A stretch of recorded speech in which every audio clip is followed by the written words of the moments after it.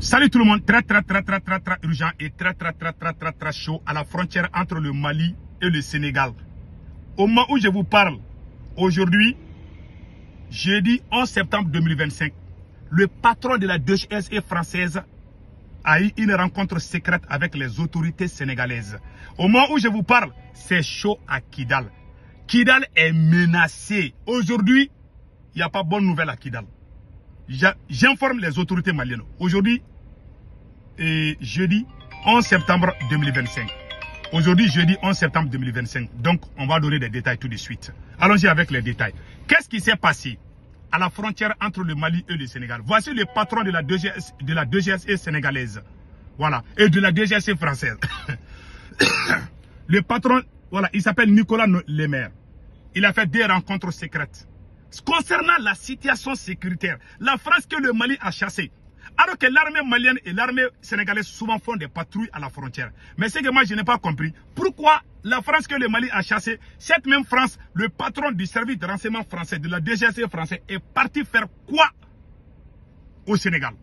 Voilà sa photo. Je vais lire l'article. Ce sont les médias sénégalais qui ont publié ça. C'est pas moi, c'est Toungara. J'ai lu ça sur CNews. Celui qui veut savoir, allez-y, cnenews.com. Vous allez voir l'information là-bas. C'est clair comme l'eau de roche. Je vais lire ce qui est écrit ici. Le patron de la DGSE française à Dakar, après l'attaque de Diboli, c'est le African Intelligence. Quelques jours après l'attaque de terreau à Diboli, le patron de la DGSE française, Nicolas Lemaire, s'est discrètement rendu à Dakar, début juillet, où il a rencontré son homologue sénégalais, le général Eyi Adji Daouda Niang, nommé à la tête du renseignement national du Sénégal par le président Bassirou Diomaye Faye après les élections. Le président sénégalais a lui-même eu un entretien confidentiel avec Nicolas Lemaire en marge d'un déjeuner avec Emmanuel Macron à l'Élysée le 27 août 2025. Ces échanges ont porté sur la sécurité au Sénégal, spécialement à la frontière entre le Mali et le Sénégal. Alors que Paris vient de restituer sa dernière base militaire à Dakar, après plus de 60 ans de présence. Les voilà en train de collaborer avec les services de renseignement français. Qui est derrière ces gens? Ces gens qui sont en train d'attaquer le Mali, le Burkina et le Niger. Qui sont ces gens? Ces gens-là sont en train de travailler avec la DGSE française et la DGSE algérienne. Alors que le Mali et le Sénégal collaborent ensemble. Bon, nous avons chassé la France. Bon, cette même France, le patron du service de renseignement de cette même France est en train de parler de la situation sécuritaire entre le Mali et le Sénégal encore. Qu'est-ce qui va se passer?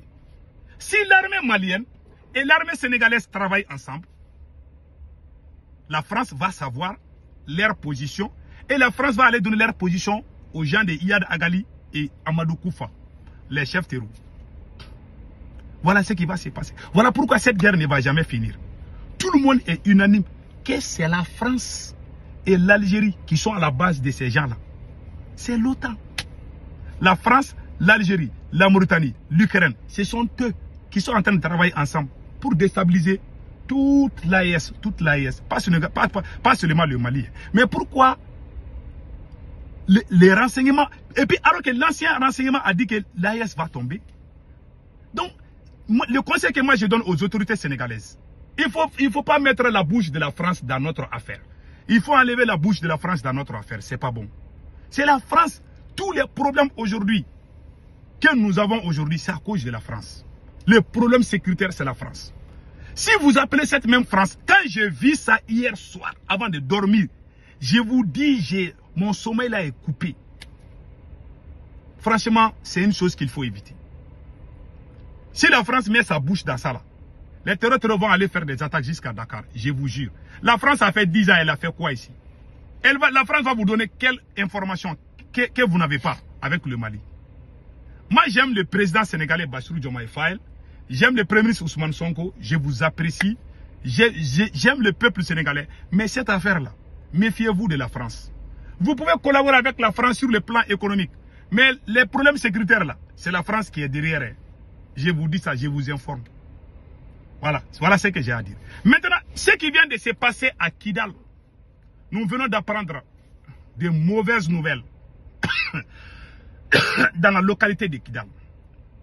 L'armée malienne a fait 3 ou 4 communiqués aujourd'hui. Qu'est-ce qui se passe aujourd'hui? J'ai vu les communiqués de l'armée malienne. L'armée malienne dit que la situation est sous contrôle. C'est ce que l'armée malienne a dit.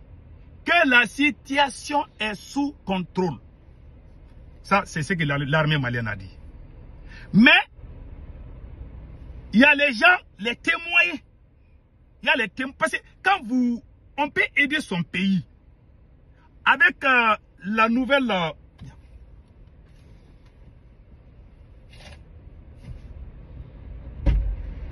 Love you. You can go now. Love you. Give me your hand. Love you. Have a wonderful night, okay? Take care. Love you. Ok. C'était mes enfants là. Donc, voilà. Voilà ce qui se passe. Donc, la France est comment on appelle là, à Kidal, l'armée malienne a fait beaucoup de communiqués que la situation est sous contrôle. Mais on est allé sur les réseaux sociaux. On a vu les images. Ces images sont choquantes. Et Kidal est en danger. Je dis, Kidal est en danger aujourd'hui. Je m'adresse aux forces armées maliennes de Kidal jusqu'à Kay. Le système de communication de Assimi Goïta est le système le plus médiocre que j'ai jamais vu dans ma vie. Assimi Goïta ne fait pas une bonne communication. Je vous dis. Parce que Kidal aujourd'hui, toutes les petites localités sont au contrôle de Kidal. Les images que j'ai vues m'ont donné des larmes aux yeux. Si vous sortez dire le contraire, alors que, parce que les terroristes là, eux aussi, ils sont sur Facebook, ils sont sur WhatsApp, ils sont sur YouTube. Il faut dire la vérité au peuple. Vous dites que la situation est sous contrôle à Kidal. La situation n'est pas sous contrôle à Kidal. Je vais être très honnête. Et il faut dire la vérité au peuple. S'il vous plaît, dites la vérité au peuple. Vous avez dit aussi que la route Kay-Nyoro. Hier, ce sont les gens du shérif de Nyoro eux-mêmes qui ont filmé, les voitures étaient arrêtées. Vous dites qu'il y a embouteillage, que c'est à cause de la pluie. Mais les Maliens même qui sont sur la route, eux-mêmes ils filment, ils disent que ce sont les terroristes qui les ont garés. Mais vous sortez, vous n'êtes pas sur le terrain. Ceux qui sont sur le terrain, ce sont des Maliens, ce sont vos papas. Et ils disent que ce sont les terroristes qui les empêchent. Vous dites que c'est pas ça. Donc vous êtes en train de sacrifier le peuple. Pour laver vos images, vous êtes prêts. Si vous êtes garçon, que Assimi Goïta lui-même prenne voiture là, avec ses gardes du corps, qu'il quitte Bamako pour Kay et quitte dans toutes ces routes là. Vous-même vous allez, ou bien les chefs d'état-major, ou vous, les officiels là, vous-même vous allez voyager, on va voir. Quand vous voyagez là, on va courir, on va dire que oui, c'est sécurisé. Combien de fois vous avez dit que la route est sécurisée, les gens n'arrivent pas à partir. Donc il faut arrêter avec ça. Il faut dire la vérité au peuple. Moi je n'aime pas ces terroristes là. Mais le mode d'opérateur de ces terroristes et Assimi Goïta, c'est la même chose. Voilà pourquoi le peuple, vous êtes tous les mêmes bandits armés.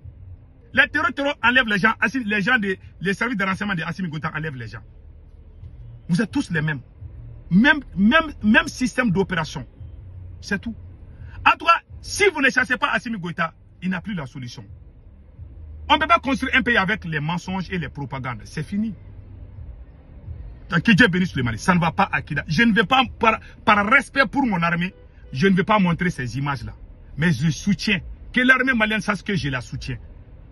Je conseille aux militaires patriotes de se préparer pour chasser Assimi Goïta. Sinon, la situation va devenir de pire en pire. Je vous dis. C'est Karma qui est en train de frapper Assimi Goïta. Je vous jure, il n'aura jamais la solution. En bon entendeur, salut.